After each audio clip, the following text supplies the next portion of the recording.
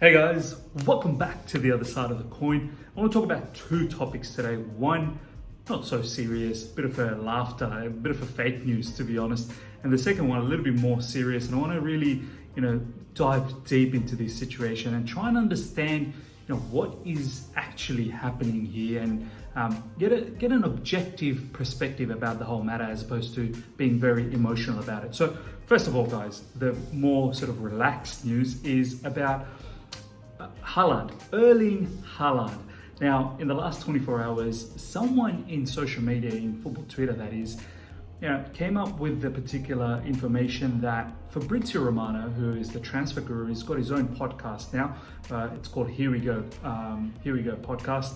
And someone, I don't know who it is, where the source came from, started saying that Fabrizio Romano in his latest podcast has mentioned that Haaland wants to possibly join, or Chelsea's interested in signing Haaland in the next window, the January window, or even next year in the summer window.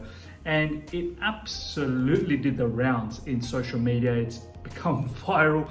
Everyone started getting excited that, oh my God, wow, Chelsea's, the ambition is just absolutely skyrocketed. With all the players that we've already got, now we want to even show ambition to go get someone like Haaland, which is incredible. But, it was quickly dismissed by Fabrizio Romano when obviously he started seeing everyone, quoting him in tweets left, right and center.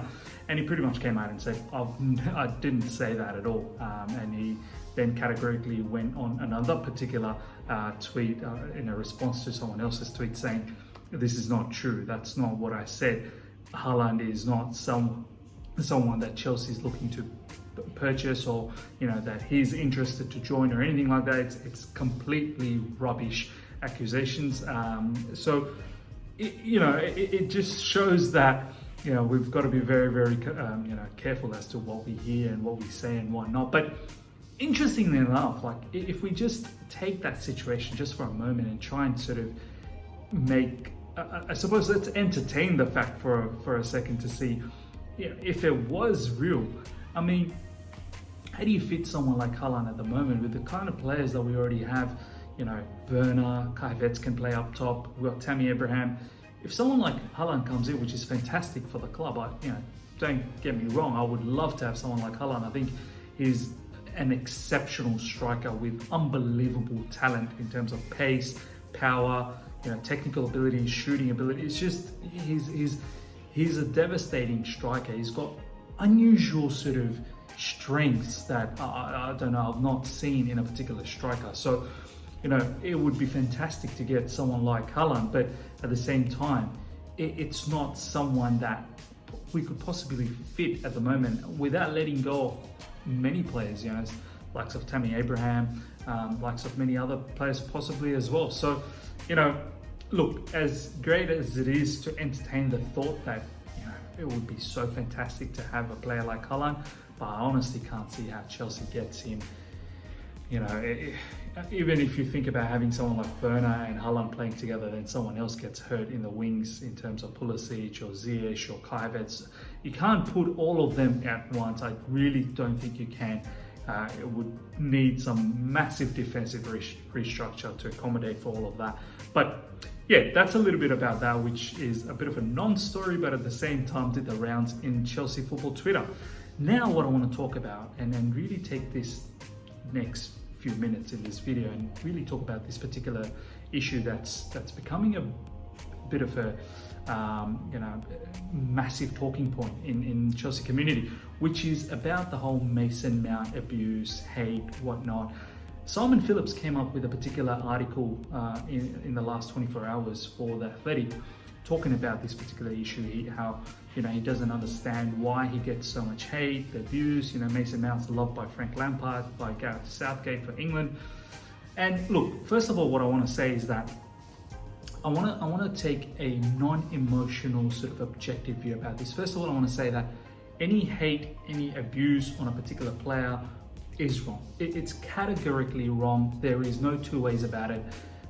There shouldn't be any space for that kind of stuff. But sometimes I feel that hate, that abuse gets treated on someone who actually wants to criticize, in a normal manner, in a constructive manner, and people take those particular analysis as if it's hate or abuse. Like, I've been several times where I've mentioned about Mason Mount and where he needs to improve and whatnot, and I've constructively criticized him in certain things, and it's been deemed as hate or abuse. And this is where my whole situation of discomfort around this whole issue is that we need to be able to segregate what is actual hate and abuse and what is actually criticism and objectively talking about this whole situation. Now, with Mason Mount, if we are being objective, he's a fantastic player. He's a really, really good player,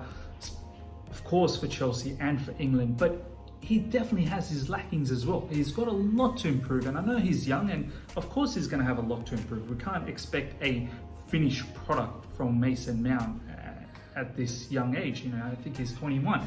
So I get that, but where I think the issue sort of stems from, I feel, is let's look at the whole England setup against, they played against Denmark just less than 24 hours ago. England had a setup of three at the back with, I believe, Kyle Walker, Harry Maguire, and Connor Cody. And then they also had Declan Rice and Calvin Phillips. And then up front they had Kane, Rashford, and Mason Mount. And then you had, I think, Reece James and someone else on the left. I can't quite remember. But when you look at that setup, it's screaming out for a particular creative player. And this is the issue. I don't think people are upset with Mason Mount being in the team. I think what they're upset is when you look at that setup and then you put someone like Mason Mount in the team who, let's face it, he's not the most creative. Yes, he works hard, but he's not the most creative player. You could possibly, if you 100% need to have Mason Mount, then remove Rashford and put someone like Grealish or Sancho. Or why the need to have Declan Rice and Calvin Phillips when you've got three at the back? Why not have just Declan Rice and include someone like Grealish in the mix? I think this is where it becomes an issue, where I think Mount gets unnecessary heat towards him, is because of the setup that sometimes the managers, Frank Lampard or Gareth Southgate, are using, because it's not really doing justice for Mason Mount. One, that's not Mason Mount's preferred position. He's more of a midfielder, an attacking eight, box to box. Him playing further up, it's not really getting the best use of him. Yes, you can say, oh, we want to press and whatnot, but you need to have that creativity in the middle as well, as I said. For Chelsea, if you look at it as well, when we had the likes of Callum Hudson-Odoi available as the natural winger, we played someone like Mason Mount in the right wing, someone sometimes in the left wing, sometimes up front.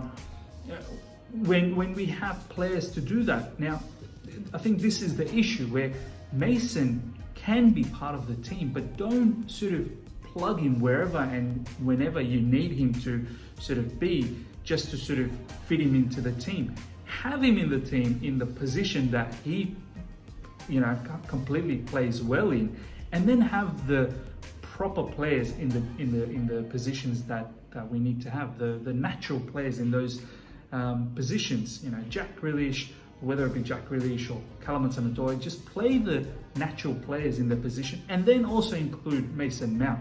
I think this is where the whole, topic about Mason Mount's coming about, where I feel the hate is, as I said, the hate is wrong. The abuse and hate is wrong. But I think where it's stemming from is the lineup that England sometimes has is not, it doesn't do justice that then you also include Mason Mount, who's not creative enough. You'd rather use someone who's a little bit more creative. And if you have to use Mason Mount, then remove someone else. Remove Rashford, remove Declan Rice, or remove Calvin Phillips. Like, accommodate for it so you're a little bit more creative. And same goes with Chelsea as well, in the sense that, if you're so desperate to use Mason Mount, which is fine, don't, sacrifice someone's natural, position for it. So I think, guys, that's my overall judgment about the whole situation. Guys, let me know what your thoughts are. I would love to know what your thoughts are around this whole Mason Mount situation. I'm not too concerned about the Haaland thing. Haaland thing is a bit of fake news, but this particular thing, guys, please let me know what your thoughts are in the comment section below, because it's very interesting to see what people's thoughts are around this whole Mason Mount abuse, hate, why it's coming. Are there other people, that are sort of responsible for it? So I'd love to know what your thoughts are, guys. If you've enjoyed this video, guys, smash the like button, help me get to at least 50 likes in this. And if you're here for the first time, subscribe and hit the bell notification to stay in touch with all my content. Until next time, see ya.